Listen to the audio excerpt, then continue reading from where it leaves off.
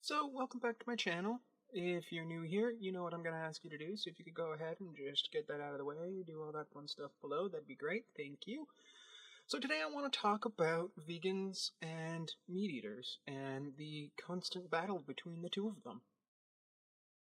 So to start off, I'm going to start with vegans for no particular reason, but the things I want to say to vegans, and not all vegans, but to a particular subset of vegan.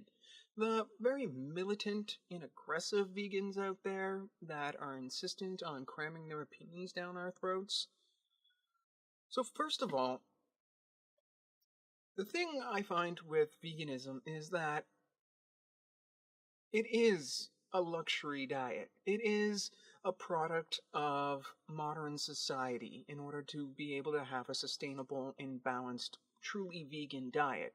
I'm not saying it like it's a bad diet to have, or that it's an incomplete diet in any means. Plenty of people out there have switched to veganism and are perfectly healthy, and it's an acceptable diet. I don't have anything bad to say about the diet itself other than it is a luxury.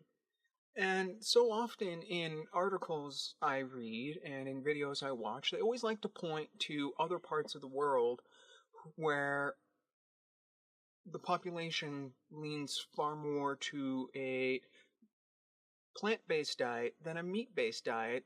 But when you look at those parts of the world that are often pointed to, they're very impoverished nations, and they're doing it more out of just that is what's available to them, and not necessarily out of any sort of moral choice. For many other parts of the world, particularly like in the first world, a lot of the plants that you need in order to have a balanced diet need to be imported. They don't grow there naturally. So if it wasn't for the modern logistical infrastructure required, you wouldn't be able to do it. And the same with the fact that many of the foods need to be enriched in some way, or you need to use some sort of various supplements mixed into smoothies or just in pill form or whatever. And I'm not saying it's a luxury in the sense that it costs more, because you can do it on the cheap. It requires a lot of planning on your part to make sure that you're getting your balanced diet. So it's when I say it's a luxury, I'm not saying it's because it's incredibly expensive. It's just because it is a product of a modern society that such a diet is sustainable in the first place. And in our evolution, meat played a big role. As cooking the meat played a big role. Now, I'm not going to dismiss the very fact that we also did cook rooted vegetables, potatoes, yams, and these things. And they helped us a lot too. But it was the combination of the both that helped us. It was in us having access to meat in the off seasons from our farming, and that it does take time for the plants to grow, and while we wait for them to grow, we do have access to an alternative food source such as meat. So in the dead of winter, when you can't get access to potatoes, you can get access to whatever animal life is hanging around. It's a balancing act between the two in our early history that helped us evolve the way we did. And then there's just some very obvious signs that we can eat meat. We're designed to be able to eat meat, and that really just being that we can in fact eat it. If we weren't meant or designed to eat meat, our bodies would just completely reject it right out of the gate. It would poison us immediately if we weren't able to actually eat meat. And then there's the fact that it tastes good to us. Our bodies crave it. If we weren't supposed to eat it, we wouldn't seek it out. You know, it's like trying to say that we're not supposed to eat sugar. We seek it out. We need sugars. Now, with that being said, yes, the refined bleached sugars aren't what we're supposed to be eating, but instead the raw natural sugars that are in pineapples and various fruits and berries and so on are refinement processes where the stuff gets bad for us. And it's the same thing with meat. It's within that refinement process that stuff just starts going awry for us. And that we really shouldn't be eating. We should be avoiding the overly processed meat.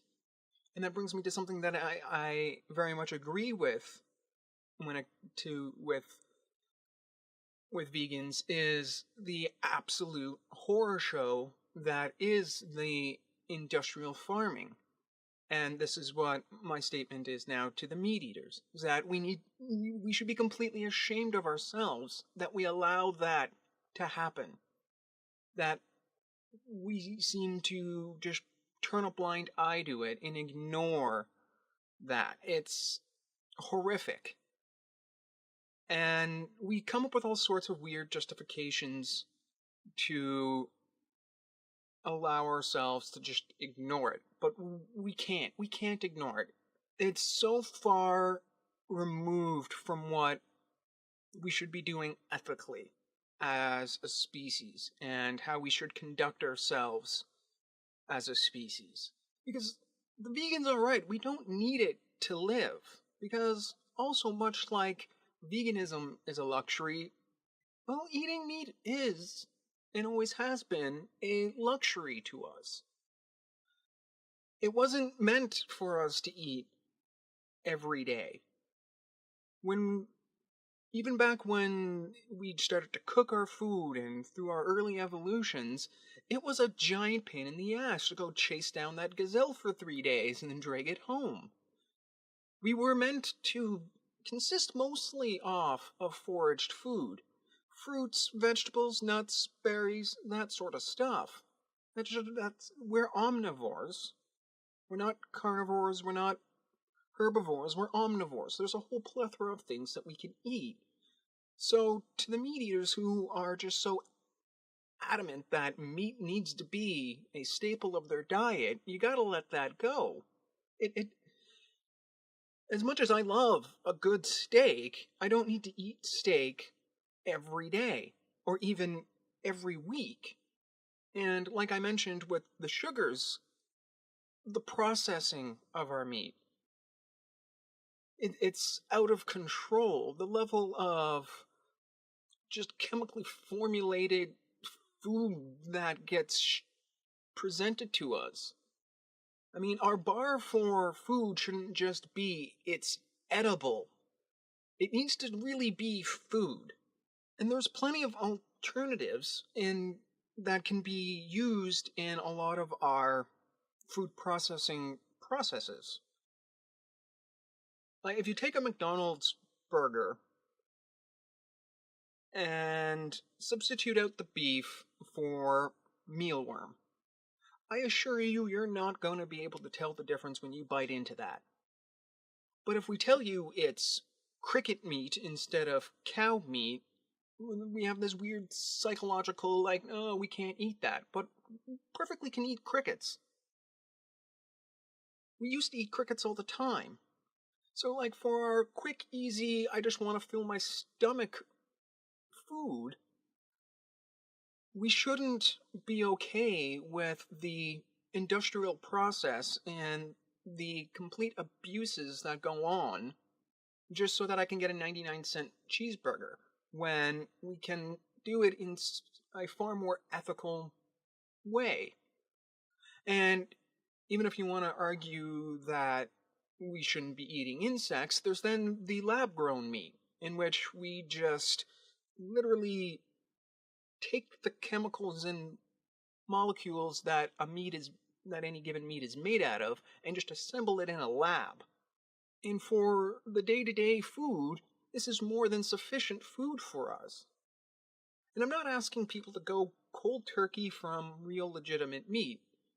It's going to take us, and that's one of my statements to both sides, is that we do need to move forward. We need the progression, and I do think that someday, well into the future, mankind will just stop slaughtering animals altogether. We'll have moved on from it. We'll have advanced past it. But it's not going to happen tomorrow. We're not going to go cold turkey from stuff that we've been doing for 100,000 years. It's going to take us some time. But we got to start weaning ourselves off of it and being okay with it. We got to bring the farming of animals back to just the local farmer and the small sustainable ranches where animals can be treated ethically. And when it comes to big chain restaurants and so on, they get their meat from any one of the alternatives. But it's going to take us showing personal restraint and self-control over this, because I understand meat's delicious. I love it. And I most certainly don't judge anybody else that eats meat. And I certainly don't judge anyone who goes out and hunts for their own meat. Because, in my opinion, that's the best way to get it. To go out into the woods, go get a deer, hunt it down, butcher it up, and that meat's delicious. Especially when you compare it to the stuff you can get in a grocery store, it's night and day. It's not even in the same category. So, at the end of the day, it's not about who's more ethical, who's more progressive, who's ahead of the curve, or any of that. There's a lot of things we need to factor in, particularly when it comes to meat consumption. There's a lot of industries built around it. Now, I know the vegans will say that that's not a justification for eating meat. I say it's not a justification for the complete inhumane conditions that are the industrial slaughterhouses. But there is still a lot of people very dependent upon these industries, and we can't just flip a switch and turn them off without thinking of the actual ramifications of doing that. So we need to really start pushing to downscaling and moving to alternatives, and not arguing about the minutia of it all.